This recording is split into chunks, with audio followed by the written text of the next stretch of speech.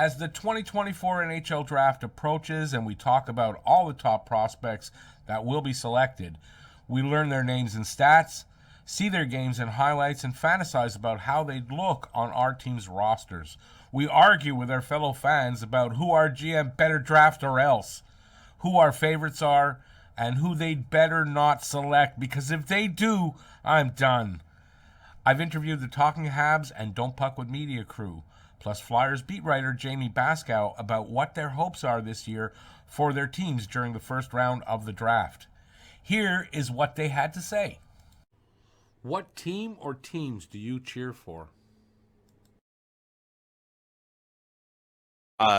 So hi everybody, I'm Cam. So I'm your local Boston Bruins fan here on Don't Puck with Media. Obviously the Bruins, they're my number one team. We don't have a first round pick this year, which is depressing. My second favorite team is the Colorado Avalanche, and it was actually my first NHL hockey game was the Colorado Avalanche versus the Boston Bruins, and it was when Ray Bourque was traded. And my third favorite is the Anaheim Ducks, or the Mighty Ducks of Anaheim.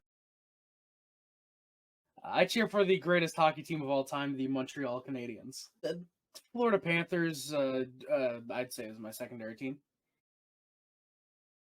Well, I like the Vegas Golden Knights, believe it or not. I got a soft heart, and I think it's possibly because of there's a few players I like over there. Nolan Patrick, for one. Obviously, with writing for the Flyers, I do cheer for the Flyers. I'm going to be honest. For some reason, I don't know why. I have no idea.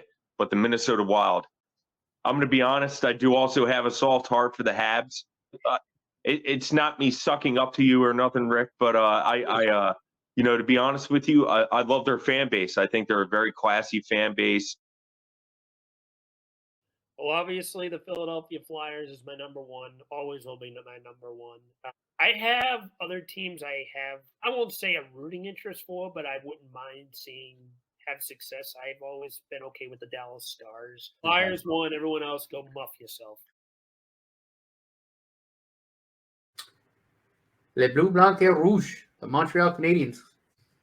So, number one, Montreal Canadiens. Know that. Been part of Talking Habs for a while now. Love these guys. I also cheer for the Vegas Golden Knights and the Detroit Red Wings. That's quite simple. I cheer just for the Montreal Canadiens. I mean, there's teams I could say I sort of like, but I only cheer for the Montreal Canadiens when it comes to hockey. For your team and where they draft, who do you think they'll draft? And if different, who do you want them to draft? So they're currently holding the number 12 pick at the moment. The main thing they need is a number one center. Berkey Catton, who is in some of the who plays up in Canada right now, he would be a good player. He is really good on the transition. I like his game a lot. And then Cole Eiserman, who is coincidentally enough from Newburyport, Massachusetts, where my girlfriend resides from. I have a little bit of a personal reason why I want them to draft him, right, but I think he's the best pure scorer in this draft.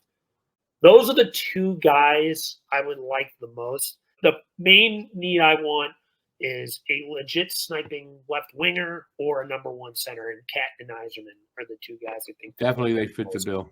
Yeah. I see them drafting Cole Eiserman. I think that the Flyers have craved an elite shot, and he has an elite shot. They do have Tyson Forrester, in the pipeline. He had a very good rookie season, but they need that. They need that finisher. They need a guy that knows how to put the biscuit in a basket, and that aspect has been missing since 2008-09. Was the last 40 goal scorer in Jeff Carter, and they crave an elite shot. He's an elite talent.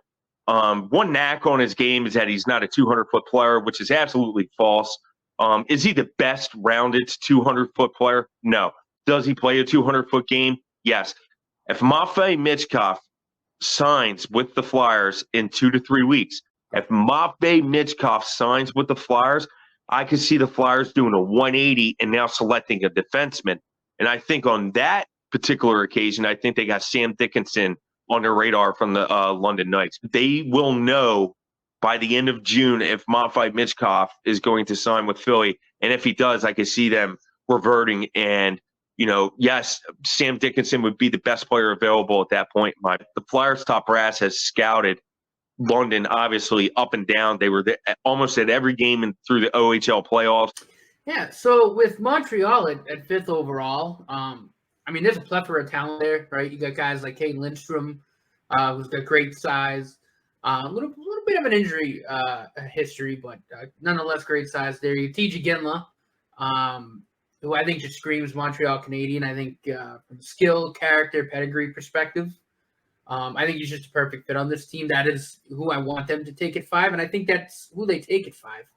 I think you also have to kind of look at a guy like Cole Eiserman, but he has dropped a lot. He's a little one-dimensional, so I've kind of turned away from him. And I think for me, TJ Ginla is who I want them to pick, and I think based on how they've drafted, Gorton and Hughes have drafted the past couple years, I think that is who they end up picking. And they're two incredible players. I really, honestly, I'm happy with either one of them. I really am. I lean towards TJ Ginla a little more. I think he's more not only what they need, but I think he's got a higher ceiling than Caden Lindstrom. For the Montreal Canadiens, you can make an argument for different players. I don't think Demidov is going to be there, although I do think that if he is there, there's a good chance Montreal could take him. I think Lindstrom will be there for Montreal to take, and I think there's a good chance that they could take Lindstrom.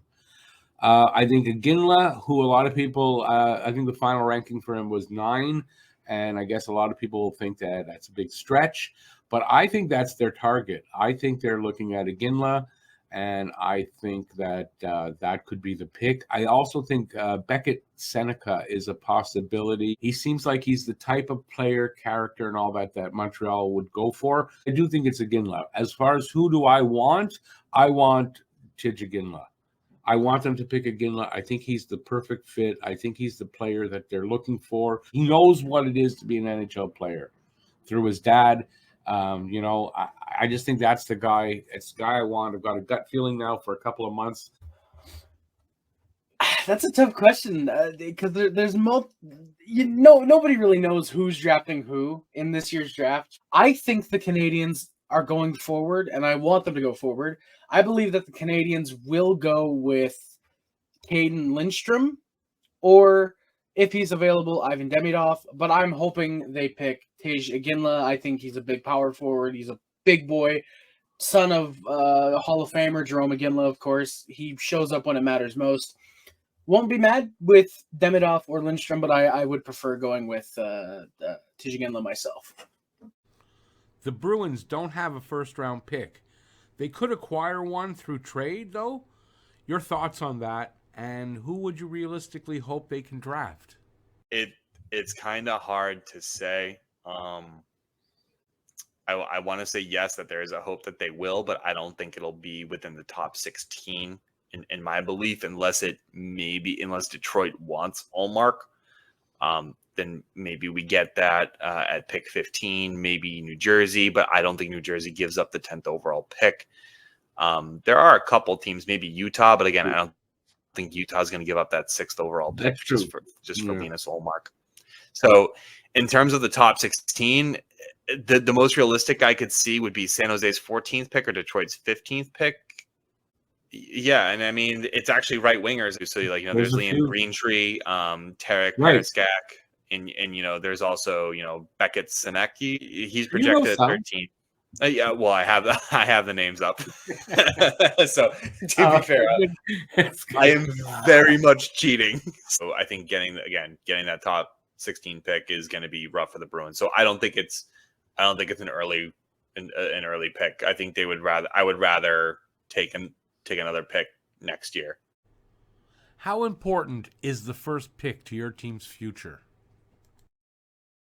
Montreal's kind of right in the middle of a rebuild, and this pick would give them a top 6 winger that they need, and I think it's super important for their future. If they make the right pick here, it could speed up the rebuild a little bit, and then it's an important pick because they can't make a mistake here. If they make another Jesperi Kotkaniemi pick, You know, and a lot of people, if they pick a Ginla, I think a lot of people are going to say that, oh, that's another Jesperi Kotkaniemi pick till he hits the league and he's, you know. So it's super important because they need to add another top six forward into this group. Not necessarily to start next season, but, you know, within a year or two after that, they need to get a top six forward, a quality one in there. And they have an opportunity here to do that and not take a defenseman. Their defense is loaded right now in prospects and guys here, not a defenseman. They need to capitalize on the forward pick this year. I would say quite important. I know for a fifth overall pick, you'd usually expect either a first line forward or a first pair defenseman or a starting goalie if there is one that's good enough to be in the first round. But the guy we pick is more than likely either, if we somehow go defenseman, probably second pair or second line forward. Of course, Ivan Demidov and TJ Ginla both with Slavin on the wing. I would think Lindstrom goes at center, but I think to get that one final piece to build around for the future, for the next decade plus, probably for the Canadiens, I think it's going to be quite important. However, I would argue that if you do move back, it is still very important, but I would say a little more important to pick at that fifth overall spot. I mean, it's extremely important. You know, our first pick this year is going to be the final piece of the top six going forward, I think. You know, it probably won't be in the NHL this season, but whoever we take, whatever forward we take is going to be that winner to Kirby Dach and Alex Newhook. And that's the top, then the top six is set going forward. So it's crucial. You know, this forward, whoever it is that we take, is going to be one of the most important parts to the success of this team going forward and when we start coming out of this rebuild. Yeah, but if they get the right guy, that helps speed up the rebuild a little Without bit. a doubt. You know, Without a doubt. It's not Connor Bedard or Macklin Celebrini speed it up, but it does help a lot. 100%. Extremely important. 2017 shows a great example of that. Philly ended up landing the number 2 overall pick, picked Nolan Patrick. And how did that end up? The first round pick is huge. With that, with a changed pick and it's not Patrick, your team is probably a step up from where they are now. Flyers have had some good, not great first round picks in recent memory. I think Tyson Forrester was a home run. So at the end of the day, that first round pick is huge, but at the same time, you need to be able to hit on some of those later picks too, because at the end of the day, they could accelerate things quite a bit. You could look like a guy like Braden Point in Tampa Bay. It's the most important pick they'll probably make in the rebuild. I'd say that they need to nail this pick. This is more important than nailing Matvei Michkov. And the only reason I say that is because at that particular time, if the Flyers didn't draft Michkov, they still had Cutter Gauthier, you know, within their system. Right. They don't have that pedigree anymore. Right. You're looking at the Flyers prospect system. Yes, it's nice. It's good. I'd say it's good. Maybe, maybe slightly under good. Aside from Michkov, it goes way down the list. So this is the most important selection for the Philadelphia Flyers. And that's why I say they crave that Cole Yzerman. I think that he would fill the void left from Cutter.